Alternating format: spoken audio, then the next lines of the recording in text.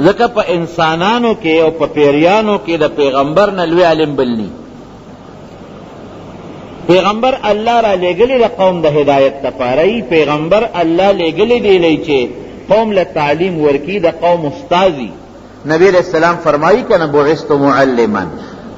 یو دل جماعت تے تشریف راوڑو، دو ڈلے ناستے وے، یو ڈلے خپل ذکر و اذکار کو اللہ یادو ذاکرینو، بل ڈلے یو بل تا دین خو احادیث تا نبی علیہ السلام او دا قرآن تعلیم شروع.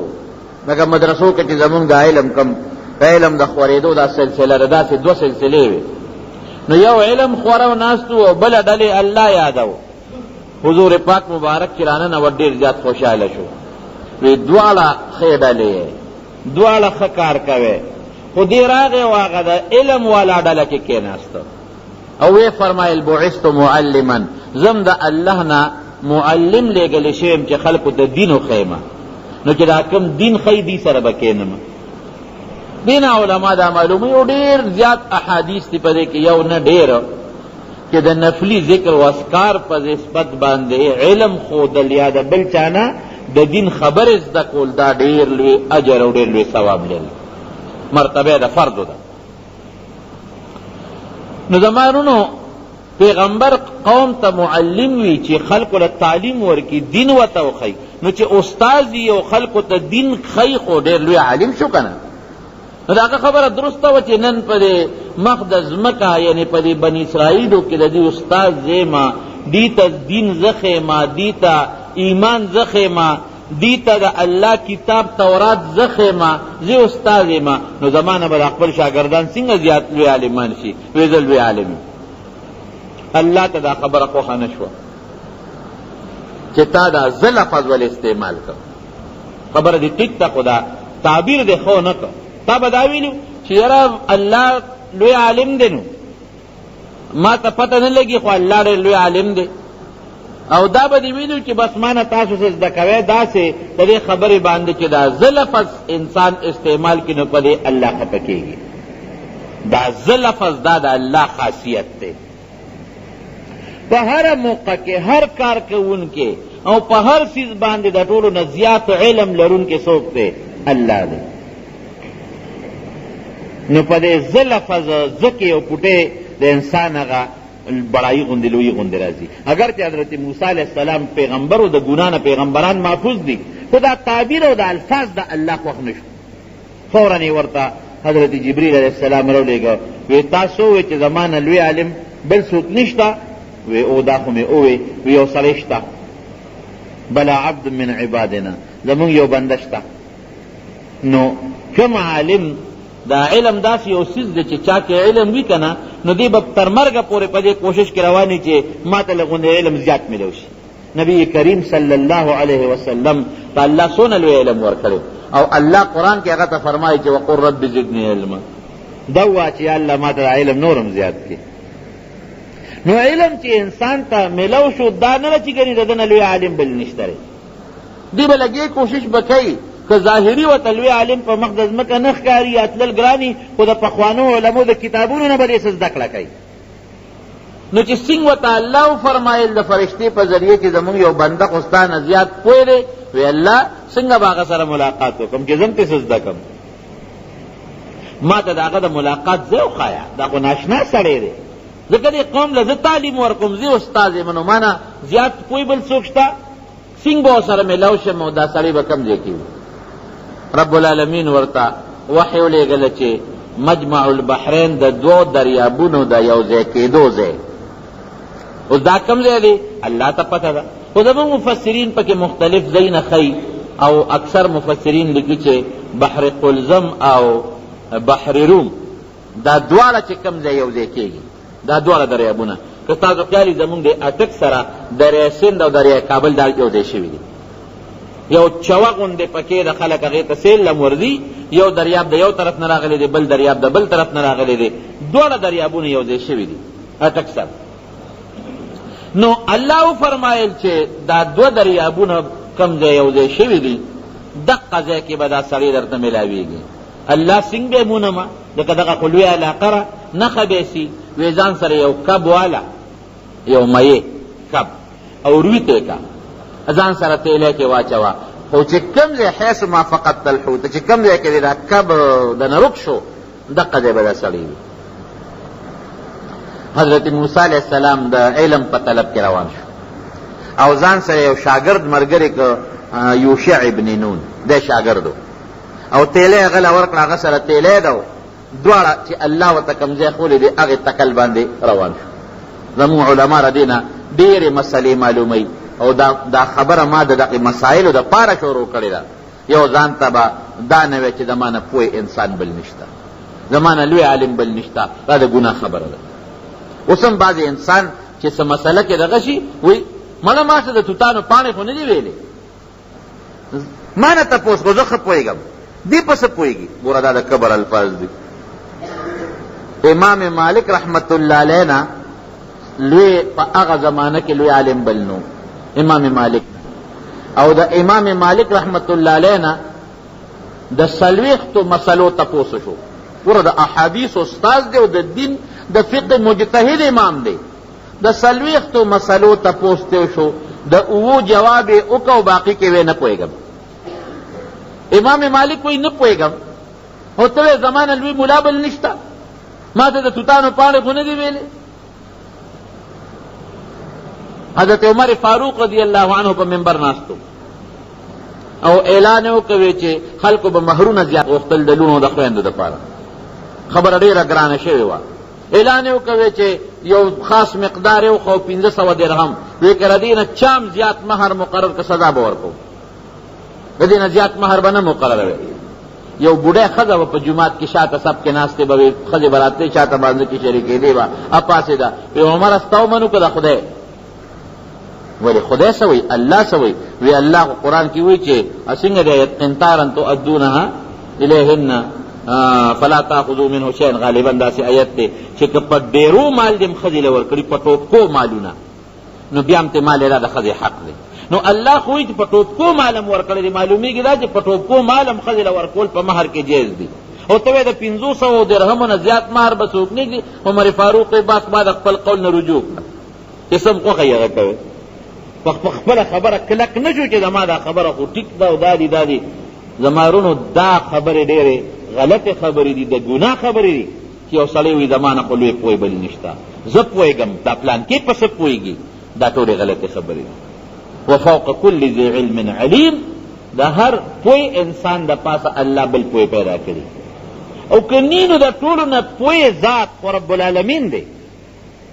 زمونږ ډېر لوی لوی علما کرام شته او مضبوط او د هغې نه په کتابونه یې لیکلي دي او غلطۍ ترې پکې شوي دي. د هدایه یو لوی کتاب دی زمونږ د فقه، او اخیری یو کال چې سړي ته پاتې شي او دې فارغېږي د هغې نه مخکې دا هدایه وایي، او ډېر لوی عالم تیر شوی دی علامه مرغینانی، 18 ځایه په هدایه کې خطا شوی دی، 18 ځایونو کې د هغه نه غلطي شوې ده.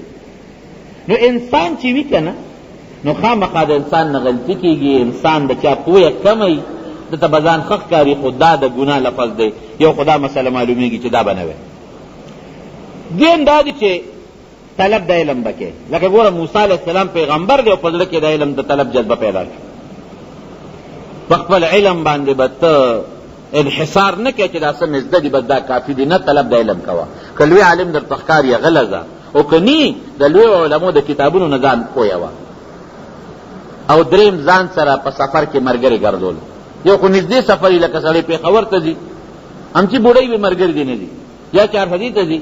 او چې لوی سفر وي نبی علیہ السلام فرمایي الراکب شیطان والراکبان شیطانان، سړی چې یوازې سفر کوي دا شیطان دی، وي ضرر به راته ورسي، نقصان به راته، بیمار به شي بیا به څه کوې. او دوه کسه چې دي لوی سفر یې دوه دي نه دي درې دي، دوه چې دي دا هم د شیطان خوی دی پکې. و یاره چې داسې علاقه وي داسې سفر چې نور ملګري ورسره نه، او دوه په دوه دي او علاقه لري او د خطرې ده. نو د مارونو سفر د حالاتو په مناسبت باندې کله سړی یوازې هم تللی شي، خو بهتره دا ده چې ځان سره بنده ملګري یو ځای کړي، څه عذر پېښ شي، دشمن پېښ شي، مار لړم پېښ شي، بیماري پېښه شي، نو یو ملګری لازمي ورسره پکار دی، لکه موسی علیه السلام چې ځان سره یوشع ابن نون واغېست. او شاگرد بیا وی بوتلل خي، ځکه شاگرد د استاد په حالاتو او د استاد په کارونو باندې ښه پوهېږي. او تیلی یوشع ابن نون واغېسته، دینه دا مسله معلومیږي چې د استاد خدمت به شاگرد کوي. نبی علیہ السلام سره به عبدالله ابن مسعود رضی الله عنه بالغ ګرځاو، سپلی به ورسره ګرځولې. نو د موسی علیہ السلام سره یوشع علیہ السلام هغه تیلی واغېسته او روان شو. څه منځې تلل هغه ځای ته ورسېدل چې کوم د دو دریابونو هغه د یو ځای کېدو ځای دی، یو ځای کې ډډه وواله، خامخا سړی دمه کوي. موسی علیہ السلام اوده شو، یوشع علیہ السلام را بیدار شو. یوشع علیہ السلام ځکه بعض علما وایي چې ډېر وروسته پیغمبر شوی دی، دی ویښ دی، وږی شو، تیلی ته یې ګوتې کړې. چې تیلی له څنګه خوله کولا وکړه نو هغه چې کوم روید کب و هغه جمدی شو، اولقېد په حرکت کې راغی او دریاب ته یې ټوپ کړې. کہ دریاب تے ٹوپ پہ قرآن حکیم کے اللہ فرمائی سے فرضی قصہ نے فاتخذ سبیلہ فی البحر سربا، پر دریاب کے سورنگ جوڑ کر، اور دریاب پہ اوبو کی سورنگ نہیں جوڑے گی، دریاب کے خوچے کانی لوٹاو گر دے ناغت اوبو بیا یوزے کی گی، او دا اغین داسی او تاخچہ پا کے جوڑا شوا، لکہ سورنگ کے انسان پا کے وردن نکی گی، انسان پا کے گردی داسی او سورے پا کے جوڑ شو. دا حضرت موسیٰ علیہ السلام معجزہ دا، معجزہ وہی دیتا کہ دا عقل نبار خبر بھائی لوی سورنگ پا کے جوڑ شو. یوشع ابن نون وی چې دا خو ناشنا واقعا مې ولیدله ورېږه چې استاد مې راپاسي البه ورته ویم، خو چې موسی علیه السلام رابیښ شو الله ردنه قصه یېره کړه، خبره ته یېره شو. موسی علیه السلام ورته ویل چې ځو، روان شو، سفر یې شروع کړ. یو شواروز مزل یې وکړ، د هغه ځای نه یو شواروز مزل یې وکړ نو ستړي شو. نبی کریم صلی الله علیه وسلم فرمایي وی دا دغه کم ځای چې ورته الله خولی چې کب به دریاب کې غورځېږي سړی به هلته نو هغه ځای پورې په دوی ستړیوالی نو راغلی، خو چې د هغه ځای نه واړېدل نو ستړیوالی محسوس کړ. او الله ولې لږه زورونه ورکوي، دا یو شواروز مزل یې په زیاتي دې دپاره وکړو چې تا ولې وي چې د ما نه لوی عالم بل نشته او زه لوی عالم یم. چې یو شواروز مزل یې وکړ نو هغه خپل شاګرد ته وي آتنا غداءنا لقد لقینا من سفرنا هذا نصبا، اشنا ته هغه دغه راوباسه، هغه تیلی دې راوباسه، هغه ناشته راکړه، هغه خوراک ستړي شو. خو چې تیلی راوباسه هغه تیلی ته ګوتې کړې، تندي یې راواچول. خو صاحب ما نه خبره یې راوه، هغه فلانکي دی کې چې مونږ هغه تیږې ته ډډه والې و توده وې نو هلته ما د خوراک دپاره تیلی کوله وکړه، کب خو دریاب ته ټوپ کړي وي، هغه دریاب کې پرېوته. وما انسانیه الا الشیطان ان اذکره، ما نه خو هغه شیطان خبره یې راکړې ده. موسی علیہ السلام ورته څه وایي ذلک ما کنا نبغي فارتد علی آثارهما قصصا، وی هم دقه ځای زمونږ غرض دی، مونږ ته الله دقه ځای ښولی دی، زه واپس چې په کومه راغلي یو په هغې به واپس ځو. واپس دواړه رالل، چې څنګه راغلله نو بعض علما لیکي چې دغه ځای سره نږدې دی، او نور مفسر مونږ محدثین علما وایي چې هغه کم سورنګ و هغه هم اقصې باقي دی، کم کب چې په دریاب کې هغه سوړه اشتوا او موسی علیہ السلام په هغه سوړه کې ورننوته، چې کوم د کب هغه سوړه وه په هغه سورنګ کې ننوته او پورې غاړه یو جزیره وه، هغه جزیرې ته ورورسېد. چې ورسېد یو سړی د سپین څادر یې په ځان باندې اچولی دی او هغه کې ملاس دی. حضرت موسی علیہ السلام پې سلام واچو، السلام علیکم. دا سلام دا د انسان د مسلمانۍ نښه ده.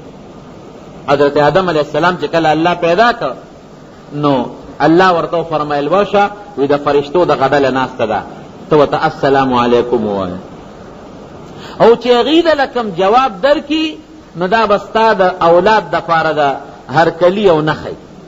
نو آدم علیہ السلام ورغی وی السلام علیکم، فرشتو ورته وی وعلیکم السلام ورحمت الله وبرکاته. دا د آدم علیہ السلام او د هغه د اولاد دپاره هرکلی دی، چې څوک چرته ځي دی به السلام علیکم، او چې چا باندې سلام واچو ابو وی وعلیکم السلام ورحمت الله. ګوره دعا ده پکې، السلام علیکم، خدای پاک دې تا د هر مصیبت نه د دنیا او د آخر په امان او په سلامتیا کې وساتي. دعا شو. او بل به جواب درکوي چې تا دې الله د مصیبت او د تکلیف نه وساتي او د الله رحمتونه او برکتونه دې در باندې نازلي. مسلمانی څونه ښکلی مزیدار دین دی. گوڈ مارننگ انگریزان وی، گوڈ ایوننگ، او سبا خود خدے او بیگا خو دې خدای او که خراب دي دا سلام دی. السلام علیکم د عزت لفظ، دعا د یو بل ته، وعلیکم السلام ورحمت الله وبرکاته، دا د مسلمانۍ طریقه ده. نو موسی علیہ السلام ورباندې سلام واچو، هغه صادر لري کو او د جواب سلام یې وکړو، وی انا بارضک السلام، لکه دلته خو په سلام څوک نه پوهېږي، نو تا دا سلام څنګه واچو؟ څوک یې چې د سلام په طریقه پوهېږي؟ دا خو دیهاتي علاقه ده، باندې دي په سلام څوک پوهېږي نه. دی ورته وی انا موسی، زه موسی یم. هغه ته تپوس کوي کوم موسی؟ موسی خو ډېر دي، د بني اسرائیلو موسی؟ وی د بني اسرائیلو پیغمبر موسی علیه السلام. اوس نو دلته یو خبره ضروري وره، زمونږ بعضې خلک دلته لږ خطا کېږي. هغې وی ګوره موسی علیه السلام سره د شریعت علم، او چې دا کم سړي له لار د سره د باطن علم وی ګوره که د شریعت علم کمزور شی دی او د باطن علم مضبوط شی دی، نو د شریعت والا علم هغه علم باطن والا پسې لار او د هغه نه زده کړه کوي. دا ټولې غلطې خبرې. حضرت خضر سره علم باطن نو ښه، علم شریعت دوه علمونه دي، یو ته ظاهري وي یو ته باطني وي، او پیغمبر له خدای دواړه علمونه ورکوي. موسی علیہ السلام خو د لوی درجې پیغمبر دی، هغه سره ظاهري علم او باطني علم چې تزکیه د نفس ورته وای او عقاید ورته وای. دا ګورې ډېره غلطه خبره ده چې څوک دا وایي چې موسی علیہ السلام سره ظاهري علم او باطني ورسره نو. دا په پیغمبر ډېر خطرناک الزام و. باطني علم څه شی دی؟ د عقیدو علم. نو چې چا سره د عقیدې علم نی، خدا بیا مسلمان نه. باطني علم څه شی دی؟ د نفس تزکیه، چې نفس پاک شي د ګناه نه او د غلطو نه. نو پیغمبر سره به دا علم وي که به نه؟ پیغمبر خو راغلی دی چې د بل تزکیه راولي، چې د بل باطن او د بل زړه پاک کي. نو چې په خپل زړه پاک نه، عیاذا بالله د بل زړه به څه پاک کي؟ چې راغلی دی چې خلکو ته خپل عقیده وښیي، نو چې د خپل عقیده العیاذ بالله ښه بل ته به څه عقیده وکړي. او حضرت خضر دا علم تکوینی دی ښه، دا بعضې د دې علم د شریعت سره تعلق نشته، هغه د شریعت علم نو، دې ته علم تکوینی وایي. ناشنا غوندې علم، داسې ناشنا علم چې یو شی لرې دی او تا ته نږدې ښکاري. اوس دا په الهام، هغه ته دا یو الهامي غوندې علم رب العالمین ورکړو. دې زمانه کې بعضې څیزونه ایجادات هم راوتي دي، لکه بعضې سړي سره دوربین وي، لرې یو شی به هغه دوربین کې چې وګوري نږدې راته ښکاري. د دې د شریعت سره تعلق دی او نه آخرت سره تعلق ده. نو حضرت خضر علیه السلام سره چې دا کوم علم موسی علیه السلام ورغی، دا تکوینی علم دی، هغې د ثواب سره او د عذاب سره او د ګناه سره او د نیکۍ سره او د آخرت سره تعلق نشته دی. خو دغه علم موسی علیه السلام سره نو.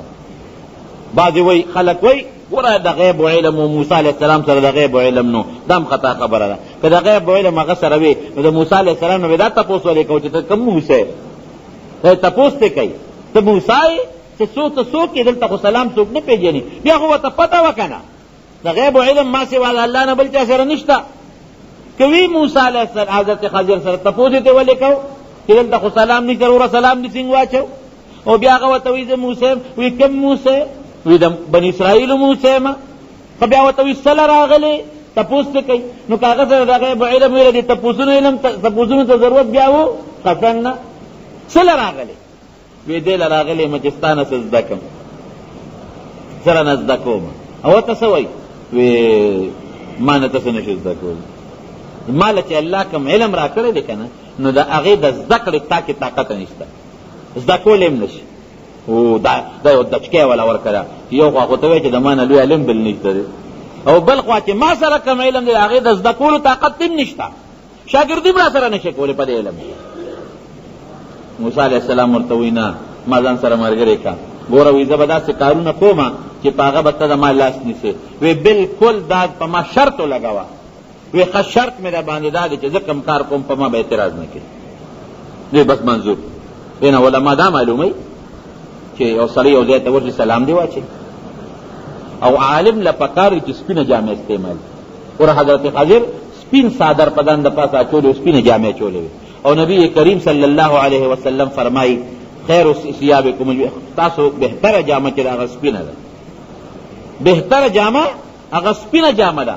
او که تاسو مړی خاقاوی نو په سپینه جامه کې خښ کړئ، سپینه جامه د عزت جامه ده. بیا وی استاد که په شاګرد شرط لګی، لکه دلته کې حضرت خضر په موسی علیه السلام باندې شرطونه ولګول، نه دا شرط ولا ومني خرون. حضرت خضر څوک دی دا راته رسته ویل، شتا جم دی دی که مړ دی، څوک دی، پیغمبر دی که عام انسان دی او ولی دی، دا راته ویم خو لږ صبر کوه. او خضر ورته ولې وی اصل نوم یې څه دی؟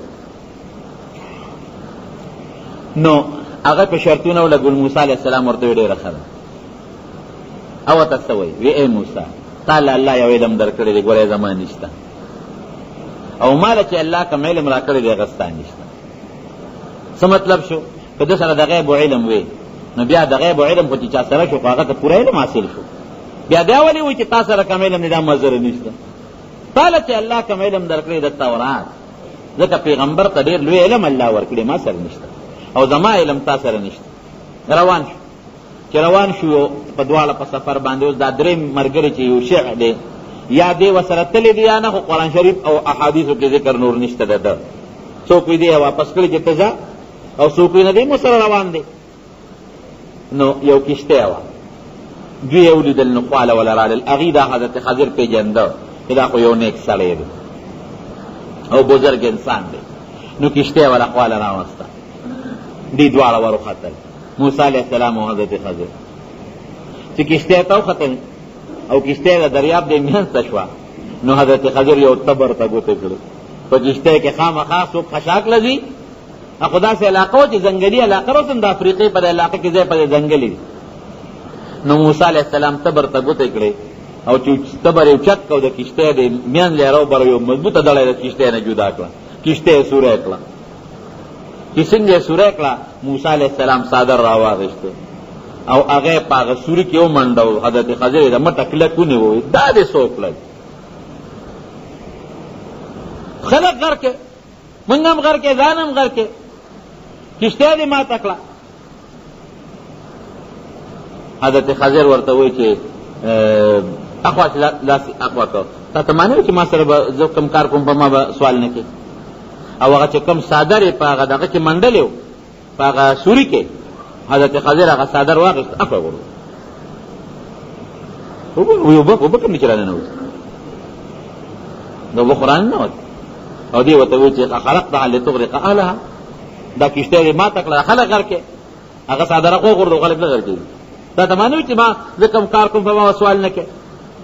بس موسی علیه السلام ته یاده شوه خبره، وایي ما نه غلطي وشوه، بیا چې ته څه کې غږ به نه کوم. اوس موسی علیه السلام نه ولې دا کار وکړ؟ موسی علیه السلام پیغمبر او د پیغمبر مخکې چې د شریعت خلاف کم کار کېږي هغه په هغې چپ نشي پاتې کېدی.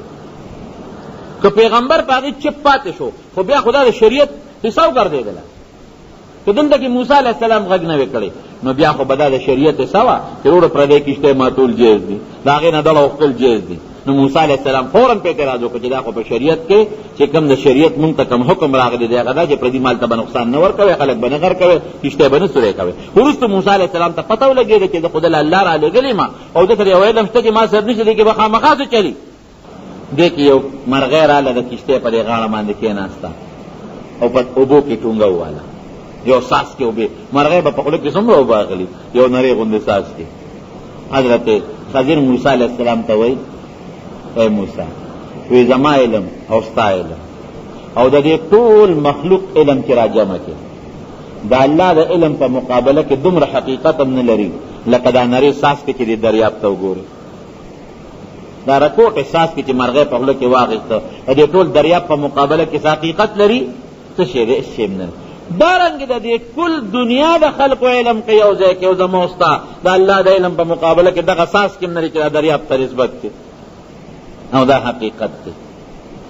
قرآن حکیم کې اللہ تعالیٰ فرمائے کہ زما دومره خبرې دي دا الله دومره کلمات دي. لو كان البحر مدادا لكلمات ربي څنګه دی لنفد البحر قبل ان تنفذ كلماته. وی او بل ځای کې راځي وي چې د دنیا څومره دریاب دي چې دا دې سره اووه نور کې، اووه دریابونه دې سره نور کې او دا صحیح شي او د ټولې دنیا دا اونې قلمان شي او په دې لیکل د الله د خبرو شروع کې د الله خبرې به خلاصې نه شي. خبرې خو اله سړی ډېرې کوي چې علم ورسره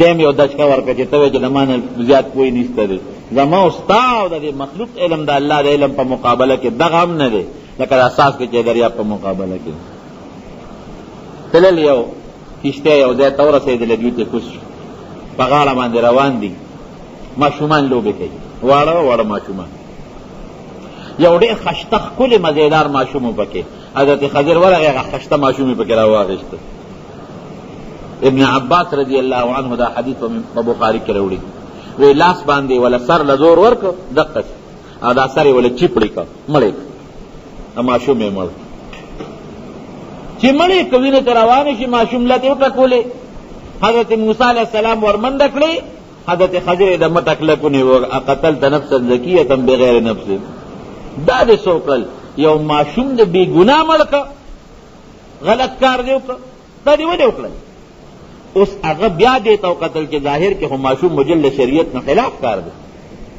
دا خو ګناه ده دا خو ناروا دي نو دا هغه د حضرت خضر هغه شرط ترېنه هیر شو د دین خلاف چې ولید هغه شرطونه ترېنه هیر شو هغه ورته بیا وی تا ته ما نه وي چې زه کوم کار کوم په ما به سوال نه کې دته بیا را یاد شو چې خبره خو ظاهر کې د شریعت مطابق نه غلطه ده لیکن الله والا را لېږل چې زده کړه چې وکړو چې څه کوي ټیک به کوي که الله والا را لېږلې زمونږ بعضې ناپوهه خلک دلته یو بله خبره کوي وی که د چا پیر د شریعت نه خلاف کارم کوي نو مرید به په اعتراض نه کوي الله ورته وی چې د حضرت خضر هر کار ستا دپاره دلیل دی شابه زده کړه چې وکړه او دلته کې خو د پیر او د عالم هره خبره دلیل نه اخو خطا کېږي انسان ختام شي غلطیم ته وشي نو که چا نه هم د استاد نه غلطي وشي شاګرد یې ورته نشاندهي کوي چې کې صاحب دا کار دی غلط کړی نبی کریم صلی الله علیه وسلم په مانځه کې خطا شو په 3 رکعات سلام وګرځاو په بخاری شریف کې حدیث دی یو سړی ذوالیدین د لاسونو نه اوږدو هغه چې سلام نبی سلام راوګرځاو وی صاحب انسیت هم قصرت الصلات وی مونځ کې قصر راغی مونځ کې یو رکعت کم شو او که یېره دی د الله رسوله نبی علیہ السلام دی دواړه ما خو نه یېره شوې ده او نه په مونځ کې قصر راغلی دی وی صاحب یو کار شوی دی یا مونږ 3 رکعاته شوی دی او یا تا نه ير شوی دی نو بیا نبی علیہ السلام د صحابو نه تاسو کوی دی چې وی دا ټیک وی او صاحب بالکل دی ټیک وی نو بیا نبی علیہ السلام مونږ برابر کړ نو دا د صحابي په پیغمبر علیہ السلام باندې اعتراض کوي چې صاحب مونږ 3 رکعاته کړ نو ته بسنګ په خپل استاد اعتراض نه کې او ته بسنګ په خپل پیر اعتراض نه کې نو پیر صاحب هم خطا کیږي او عالم صاحب استاد صاحب هم خطا کیږي انسان الله نه خطا نه کیږي نو که یو غلط کار دی یو مشر نه د عالم نه یا د پیر نه محسوس کنو فوراً بېعزتي مه کوه شرموی مه پټ غوږ کې ورته ووایه چې صاحب دا کار خو تا داسې وکړه او که موسی علیه السلام حضرت خضر باندې اعتراض وکړه او بیا پې چپ پاتې شو نو هغه خو الله ورلېږلی و هغه د حضرت خضر خبره ورته الله دلیل ګرځولې وه نو هغه چې ورته خبره وکړه نو موسی علیه السلام را یاد شو لاړل روان شو انطواکیه یو ښار دی هلته ماښام ماسخوتن ور ورسېدل وږي نو هغه خلکو نه یې ډوډۍ غوښته مونږ وږي مونږ له ډوډۍ راکړي اوس مرونو که څوک وږي وي او د چا ډېرې ته ورشي د ډوډۍ په نیت باندې او سوال نه کوي دا چې کوم حرام سوال دی لکه دا خیرماران چې کوم سوال کوي او هسې کښېني نو یا ووایي چې وروره وږي یو نوړی ډوډۍ را باندې وخورئ نو داسې د ګناه خبره نه ده دا صحابه په خپله حضرت ابو هریره رضی الله عنه فرمایي په لار کې به ولاړو یو صحابي به راغی ما به ورته وایي چې وروره وږي ما ځان سره کور ته ډوډۍ له بوځه نو د هغې نه یې ډوډۍ وغوښته چې مونږ وږي مونږ له ډوډۍ راکړې هغه هم د جهان بخیلانو هغې مونږ کره څه دي اوړه غنم به ګران و زما په خیال دی پکې خیر واچوي دې زمانه کې جان ډوډۍ مه غواړئ ګورئ اوړه او غنم الله دې خپل فضل او کرم وکړي یعنې قصه ډېره خطرناکه ده ما لکه غنم اوړه ګران جو پرونی او ملګري ما ته وایي اوړه غنم په خپل کار کوي بوس هم نه میلاوېږي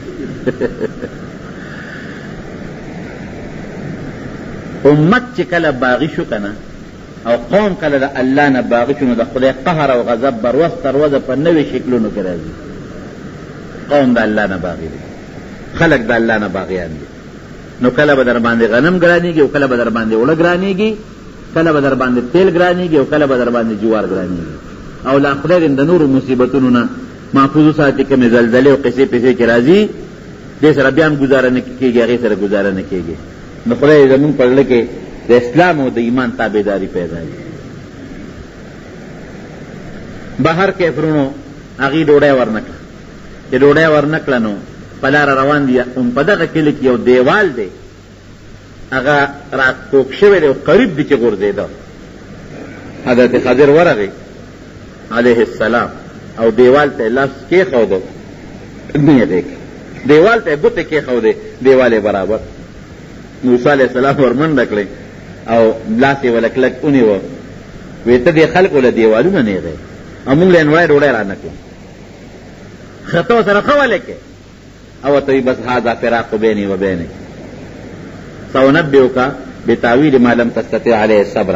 وی باس درې ځله خبره وه، ټینګ نه شوې. ما سره چې څه څیزونه دي نو دا ته زده کولې قدرې م نشي. اوس صبر وکړه چې دا کومې درې خبرې تا ته ظاهر کې د شریعت نه خلاف ښکاره شو چې په هغې دې پوه کړه. خو زما رونو نبی کریم صلی الله علیه وسلم چې صحابو ته دا واقع ذکر کوي نو فرمایي دې ټکي ته غوږ کېږدئ. یاره وی ارمان که زمونږ ورور موسی علیه السلام لږ صبر کړی وی نو مونږ ته به ډېرې خبرې معلومې شوې وي. که زمونږ ورور موسی علیه السلام لږ صبر کړی وی دا خو درې خبرې معلومې شوې که نه، نو مونږ ته به ډېرې خبرې معلومې شوې وي. دې نه معلومېږي دا چې دا کم علم حضرت خضر سره و نو نبي علیه السلام سره هم نو. ولې که نبي علیه السلام سره وی نو بیا دا ارمان ولې کو؟ نو معلومیږي دا چې حضرت خضر ته الله کوم علم ورکړی و هغه د شریعت علم نو، ځکه نبي علیه السلام خو الله تعالی دومره علم ورکړو چې د حد نه وتی. نو که چېرته هغه دا که دا مونږ دا بعضې ناپوهه چې وایي که هغه د باطن علم وی او هغه د غیب و علم وی نو بیا نو حضرت خضر له الله ورکوي نو نبي علیه السلام له بیا ورکو که بیا نه ورکو خامخا. نو پیغمبر علیه السلام یې ولې ارمان بیا کوي؟ معلومیږي دا چې د هغې تعلق د شریعت سره نو ایو تکویني علم نو دا لازمه نه ده چې دا علم د پیغمبر سره خامخی. اوس دا بمونه چې خلک جوړوي او جزونه چې الوځوي که دا علم پیغمبر سره نه د پیغمبر په پیغمبرۍ کې څه نقصان نه راځي. ښه ګوره وی لومبې چې کومه کشتۍ ما ماته کړه وی دا کشتۍ د 10 ورونو وه، 15 پکې شلیان او ګوډیان دي او 15 رونه روغ دی هغې مزدوري کوي. وی دا دریاب دا کشتۍ چې په مخه روانه وه نو د دې علاقې بادشاه ظالم اعلان کړی دی چې کومه په دریاب کې روغه کشتۍ راځي هغه نام سرکار وقف، هغه د خلکو نه نیسي سرکاري خزانې ته بوځي. نو دا کشتۍ هم پې ور روانه وه. نو ما دا عیبجنه کړه دا چې اوس ورشي په هغه بادشاه باندې ابه وګوري به چې دا خو ماته ده دا مه ضبط کوی دا ورکې. نو ما دې وجې نه دا نقصاني کړه چې هغه بادشاه وانلي. که دا روغه وي بادشاه ته یې غېشته نو دې شلیانو دې 15 کسانو شلیانو ګوډیانو د رزق د کوم ځای نه میلاوېده. ښه مې وکړه که بد مې وکړلو؟ دې نه دا معلوموي زمونږ علمارونو چې بعض انسان دی هغه مزدوري نشي کولی، رور دی کمزور دی بیمار دی او بل رور لګیا دی هغه ښه زبردسته مزدوري کوي نو دا روغ ورته وایي ته مړه په کور ناست دی او زه دله ګټم زه دله راوړم. دا خبرې به دی نه کوي. دله چې الله دا کم پروغ صحت دله الله ورکړی دی او دله الله د رزق د ګټلو دا طاقت ورکړی دی دا د دې معذوره د برکت نه دا معذوره ورته کېنوله دی. په دې معذور د برکت نه رب العالمین دی روغ له رزق ورکوي. نبی کریم صلی الله علیه وسلم له یو سړی راغی 2 رونه 2 یو به د پیغمبر علیه السلام سره ناست و دین به زده کو او بل به لګیا و تجارت به کو. دا چا چې تجارت کو دی بل ته وایي وی ته ټوله ورځ ناست دی او خوشې ناست دی او په جوماتونو کې ناست دی زه لګیا یم ګټه کو. نبی علیه السلام دی راوسته وی صاحب دا رور خو ما ته داسې وایي. حضور پاک مبارک هغه هلک ته وی لکه ته چې ګټې دا دره برکت نه الله رزق درکوي چې دی ما سره ناست دی او دین زده کوي. نو ګوره دا د هغه ګوډیانو شلیانو برکتو چې الله 2 پیغمبران راوستل او د حضرت خضر علیه السلام په لاس باندې رب العالمین هغه کشتۍ ورته ماته کړه. ښه وی هغه کم ماشوم چې ما مړ کړ د الله په علم کې دا وه چې دی لوی شي دی به کافري او د مور او د پلار دپاره به د سرکشۍ او د ګمراهۍ ذریعه به که دا لږ بالغ شوی وی دی به هم کافر او دا مور به هم کافر وله او دا پلار به هم کافر او د ټول قوم دپاره به د ګمراهۍ ذریعه وه. نو ما ته الله په زړه کې دا واچول چې دا ماشوم مړ کړه. ما هغه ماشوم مړ کړه. نو ګوره چې ماشوم په ماشوموالي کې مړ شي، مور او پلار یې مسلمانان دي، ماشوم هم جنتي شو، د جهنم نه بچ شو، او مور او پلار یې د جهنم نه د ګمراهۍ نه بچ شو. اوس به رب العالمین د دې ماشوم په عوض کې د مور او پلار له الله ښه بدل ورکړي. رونو دام یو عبرت دی د مسلمان دپاره چې د چا بچې په ماشوموالي کې مړ شي، د هغه دپاره عبرت. نبی کریم صلی الله علیه وسلم فرمایي چې الله پاک د هغې الک په عوض کې هغه مور او پلار له یو جنۍ ورکړه. اوس به ستا عقل وایي چې دا خو خو نه شو، الک ښي که جنۍ ښي؟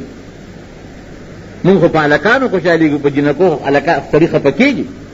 نو زوی وله مړ کړو، د هغې په ځای وله جنۍ ورکړه، دا خو خو نه شو؟ زمونږ علما لیکي چې د هغه جنۍ په اولاد کې پروردګار او یا پیغمبران پیدا کړل. اوس د هغه مور او پلار دپاره هغه هلک خو که هغه جنۍ ولغه. دا عبرت دی د هغه چا دپاره چې د چا ماشوم په ماشوموالی کې مړ شي، ځان ته دا رامخکې کړي یاره دا زوی مې مړ شو، دا ماشوم مړ شو. د الله په هر کار کې حکمت دی که دا ماشوم لوی شوی وي، ممکن د غلو ډاکو ګنکپو د مور او پلار دپاره د ګمراهۍ او د تباهۍ ذریعه وه، الله په ماشوموالي کې واغېست. ښه وی هغه دیوال چې مې نیخ کړ، نو دا دیوال د یو دو یتیمانانو دی، د هغوی کور دی. پلار یې چې کله مړ کېده د دیوال لاندې بله خزانه ښخه کړې ده د سرو د سپینو. اوس دا دیوال که پروتې وې نو د تربورانو به دا خزانه رېستې وه، په ځان به یې تقسیم کړې وه، دی خوړه. نو الله وله مونږ وډېږو چې دا دیوال وله نیخ چې دا خزانې محفوظ شي. او چې کله بیا دا ماشومان بالغان شي نو الله به وله انتظام وکړي، دیوال به ورته راوغورځوي، خپله خزانه به اوچته کړي. نو په دې وجه دا دیوال ما نیخ. اوس علما لیکي او بلکې قرآن شریف وایي وکان ابوهما صالحا، وی دې ماشومانو هغه دیوال مې ولې نیخ کړ؟ وی پلار یې ښه سړی تېر شوی دی. نو چې پلار یې ښه سړی دی، د هغه پلار د ښه سړیتوب په وجه باندې رب العالمین د هغه بچو خزانه د دو پیغمبرانو په لاس باندې محفوظه کړه. اوس کان ابوهما صالحا، قرآن خو ابو پلار ته وایي، لیکن اب په عربی کې پلار او نیکه ته هم وایي. علما لیکي چې د دغې ماشومانو په 9مه پیړۍ کې نیکه نیک سړی تېر شوی، په 9مه پیړۍ کې. نو که د چا پلار نیک سړی تېر شوي، تر 9 پشتو پورې د هغې د اولاد رب العالمین خیال ساتي. بلکې علما کرام لیکي چې یو کور کې یو عالمي، نو الله د هغه یو عالم د برکت نه د هغه کور هم خیال ساتي، دا خاندان هم خیال ساتي، او د هغه ټولو ګاونډیانو خیال بله ساتي.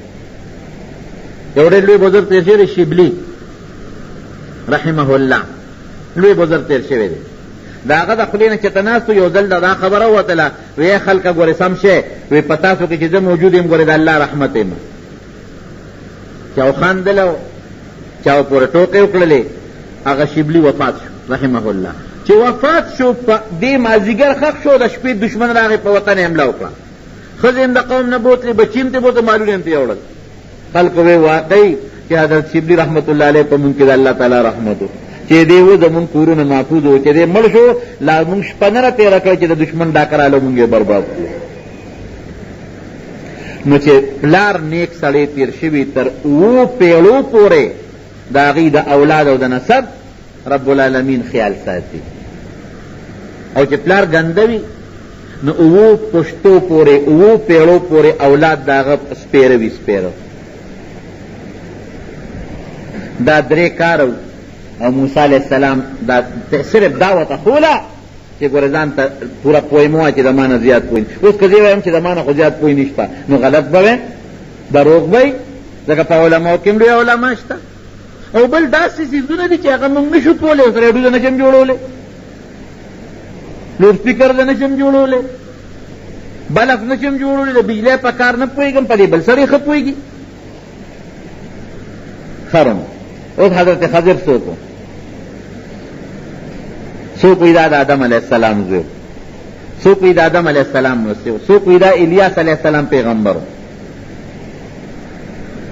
بهر کې اختلاف پکې شته، خو د موسی علیه السلام د زمانې نه مخکې دورونو کې یو انسان تېر شوی دی، پیغمبرو که ولیو سو کوئی دا ولیو نیک انسانو خو راجح دا چې دا د الله پیغمبرو ځکه چې پیغمبر موسی علیہ السلام غوندې پیغمبر شاګردی له ولځي نو معلومیږي دا چې دا به پیغمبر دویم دا چې قرآن شریف کې الله وایي واتیناهم من لدنا علم مونږ ولې خپل طرف نه یو خاص علم ورکړو او دا الفاظ بغیر د پیغمبر نه بل چا دپاره نه استعمالېږي آتیناه رحمتا من عندنا دا لفظ چې مونږ د خپل طرف نه یو خاص رحمت ورکړو دا ما سوا د پیغمبر نه بل چا دپاره نه استعمالېږي بل ماشوم وجل یا کشته ماتول پردی کشته نه ډله ایستل دا بغیر د وحی نه کېږي دا په الهام نه کېږي دا په وحی کېږي وحی مضبوط دلیل دی نو معلومیږي دا چې دا د الله پیغمبر تیر شوی دی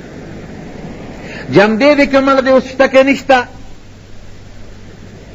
نو امام بخاری رحمت الله علیه خو فرمایي چې دا وفات شوی دی دا هغه زمانه کې موجود او بیا وفات شوی دی امام بخاری رحمت الله علیه داسې نور علما وایي محققین او اکثر علما وایي چې نه دا جمدې دی الله دله عمر اوږد ورکړی دی حضرت علی رضی اللہ عنہ فرمائی کہ نبی علیہ السلام مبارک کله وفات شو یو سړی راغی او جمعات کې تقریر وکړو ډېر خشته د تعزیت تقریر وکړو خلکو ډېر صبر تلقین ورکړ او بیا بار ووته چا ونه پېژن چې یو بل نه تپوس کړو دا څوک دی حضرت علی رضی اللہ عنہ وفرمایل وی دا حضرت خضر علیہ السلام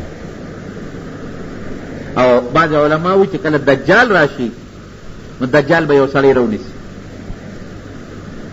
او په دامیان باندې به دوه ځایه په اره باندې به پرېږي او بیا به جمدی کی او دې سړي ته به دجال وایي چې په ما باندې اوس ایمان راوړی که نه راوړی هغه سړی به ورته وایي نه مخکې م راته پته وه چې ته کافر یې اوس هم ویم چې ته کافر یې وایي دا به هم حضرت خضر نو اکثر علما وایي چې دا جمدی دی الله تعالی یو خاصیت ورکړی دی یو لوی ژوند دی ورکړی حضرت خضر ورته ولې وایي نو خضرت په عربی کې شینکۍ ته وایي دی چې به په کوم ځای کېناست هغه ځمکه به شنه شوه ور عجیبه الله تعالی ولا طاقت ورکړي اوس چې یو سړی یو ځای کېني څادر به ورته خوری یا دری به ورته اچی یا جانماز به ورته اچی چې به په کوم ځای کېناستېده الله به هغه ځای کې خپله قدرتي قالین پیدا کړ هغه ځای به شین کبل شو مدیدار خشته چمن به پکې پیدا شو تک شین دې به لا ځمکې ته نه رسېدلی چې شین چمن به الله پیدا کړی ځکه ورته حضرت خضر وایي نو پیغمبرانو له رب العالمین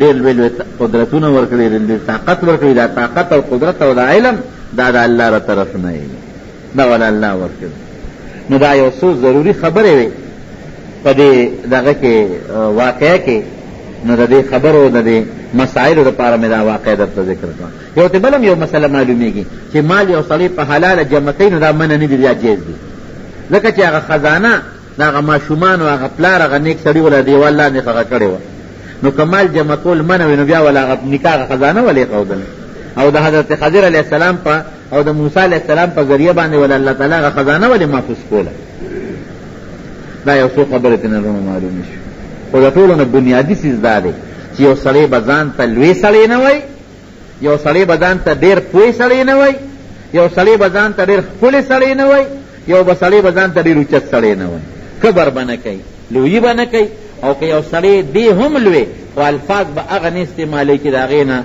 د لویۍ او د بړایۍ بوی راځي د ټولو نه ښکلي صفتونه د ټولو نه لوی طاقت د ټولو نه لوی علم د ټولو نه لوی قدرت دا د چا دی رونو دا د رب العالمین دی هغه ذات چې نه پې ستړیوالی راځي او نه ولا نه تې بوی ځي نه لاړې توکل پکې شته او نه پې بیماري راځي نه ولا مرګ راځي نه ولا خوب راځي نه ولا ستړیوالی راځي ایو د رب العالمین ذات کرونه من ټول الله ته محتاج دي پیغمبران هم الله ته محتاج دي اولیاء صالحان هم الله ته محتاج دي علما او طالبان هم الله ته محتاج دي نو خدای دې په مونږ کې عاجزي پیدا کړي